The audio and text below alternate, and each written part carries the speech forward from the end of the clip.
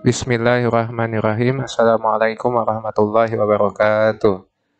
Selamat pagi anak-anak, semoga kalian dalam keadaan sehat walafiat. Mari kita awali pelajaran kita pagi hari ini dengan mengucapkan lafaz basmalah. Bismillahirrahmanirrahim. Dan sama-sama kita membaca doa belajar. A'udzubillahi minasyaitonirrajim. Bismillahirrahmanirrahim. Rabbi shrah li sadri wa yassir li amri wahlul 'uqdatam min lisani yafqahu qawli. Rabbi zidni ilman nafi'ah warzuqni fahman thayyibah. Amin. Baik, hari ini kita akan membahas tentang penyakit yang menyerang paru-paru. Mari kita belajar.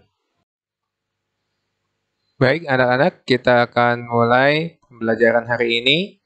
Namun sebelumnya, kita akan mereview, mengulang kembali materi yang lalu. Pada pertemuan yang lalu, kita telah membahas penyakit yang menyerang hidung dan tenggorokan. Penyakit apa saja? Yang pertama adalah influenza.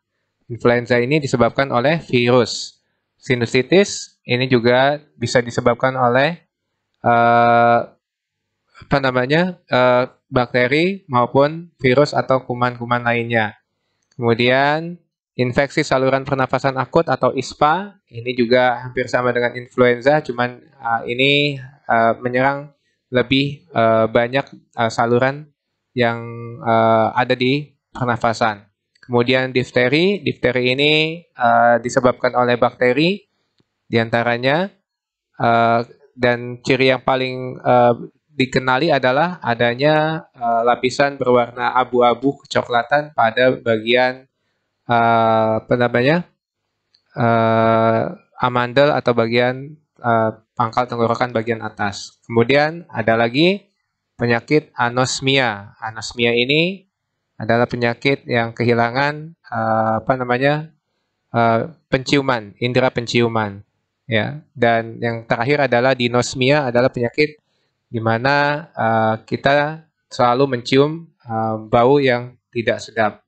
Oke, selanjutnya kita akan membahas penyakit yang menyerang paru-paru. Yang pertama adalah asma merupakan suatu penyakit yang dapat terjadi pada siapa saja dan segala usia.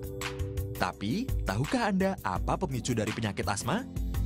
Peradangan dari lapisan saluran udara dalam tubuh merupakan faktor utama dalam asma.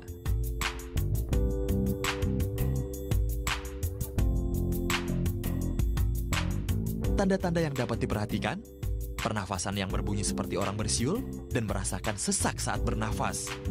Sesekali penyakit asma ini bisa mengganggu bagi aktivitas pengidap penyakit ini.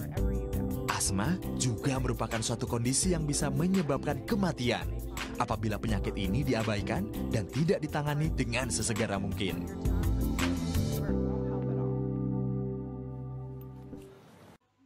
ya, paru-paru basah, atau disebut juga pneumonia atau radang paru-paru. Ya, pneumonia adalah infeksi saluran pernafasan bawah yang menimbulkan penumpukan cairan pada kantung udara pada paru-paru. Jadi di paru-paru itu ada kantung udara, nih seperti ini. Isinya apa? Oksigen, nanti ditukar dengan karbon dioksida. Tapi apa yang terjadi pada orang yang terkena pneumonia? Kantung udaranya itu yang tadinya berisi udara atau oksigen dan karbon dioksida, ini terisi oleh cairan yang berisi apa ini? Nih, virus-virus, jamur dan kuman lainnya. Ya. Nah, orang-orang yang terkena penyakit pneumonia antara lain adalah pasien lanjut usia, orang yang punya kebiasaan merokok, kelemahan sistem imun, orang atau pasien dengan penyakit penyerta lainnya, terus gangguan menelan yang terjadi pada pasien stroke atau penyakit saraf lainnya, dan penurunan kesadaran. Apa saja gejala dan tanda pneumonia adalah sesak nafas, batuk yang terus-menerus, ya, dan orang yang gejalanya adalah demam dan nyeri di dada. Berapa banyak dari kalian yang tahu apa singkatan dari TBC? Jika kalian selalu mendengar peringatan mengenai penyakit TBC, kalian juga harus tahu bagaimana mengenalinya dan cara mencegahnya. Lalu, bagaimana kita bisa melakukan hal-hal tersebut?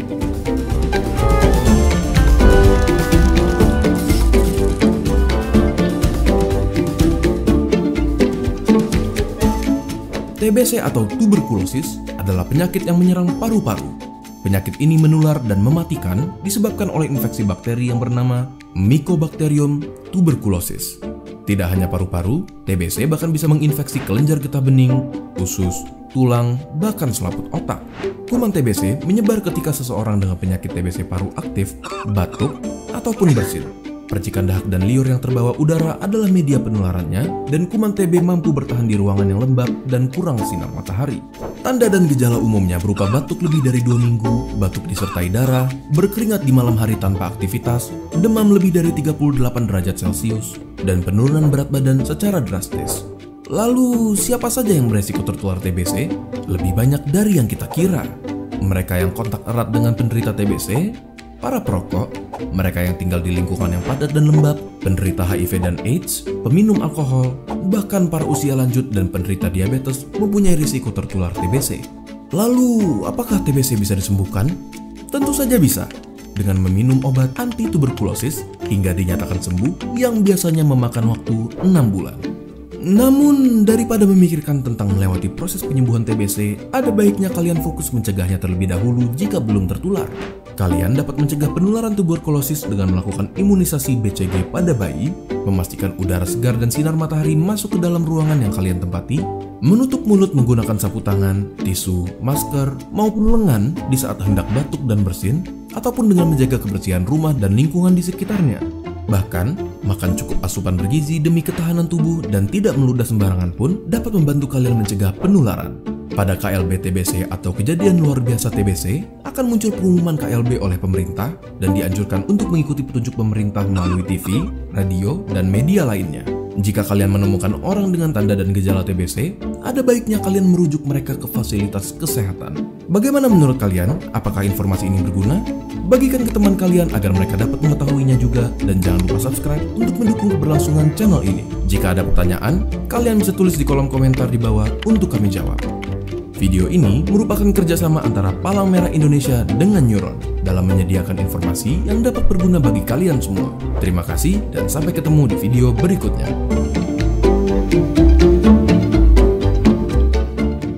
Kasus flu burung dimulai di Asia Timur Selatan dengan penderita terbanyak di Vietnam dan kematian pertama di Indonesia. Flu burung kemudian menyebar ke berbagai penjuru dunia. Sumber penyebaran dan target flu burung adalah burung dan unggas, manusia, dan macan, kucing, macan tutul. Faktor resiko penyebaran adalah meminum air yang mengandung virus, kontak dengan burung yang terinfeksi, hidup dalam lingkungan dekat dengan penderita lain, dan penggunaan tinja hewan yang terinfeksi sebagai pupuk. Gejala flu burung ditandai dengan demam tinggi disertai flu, muntah dan diare, pendarahan dari hidung dan gusi, dan sakit pada perut dan paru-paru. Cara pencegahan agar tidak terjangkit flu burung yaitu dengan gunakan masker di sekitar penderita, cek setiap pasien yang menunjukkan gejala flu burung, isolasi orang yang kontak dengan penderita setidaknya selama 1 minggu, dan merawat penderita pada ruang isolasi. Penderita flu burung harus segera dirawat di rumah sakit untuk menerima pertolongan dan mencegah pencemaran virus. Demikianlah pembelajaran kita pada hari ini, dan untuk memahami materi yang sudah Pak diajarkan, ada tugas yang Pak diberikan kepada kalian. Yang pertama, jelaskan cara pencegahan penyakit tuberkulosis.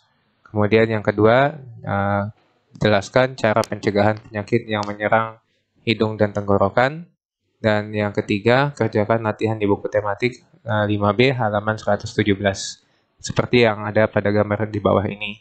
Kemudian, tuliskan semua tugas tersebut tiga-tiganya di buku tugas, lalu difoto dan dikirimkan via Google Classroom. Terima kasih. Assalamualaikum warahmatullahi wabarakatuh.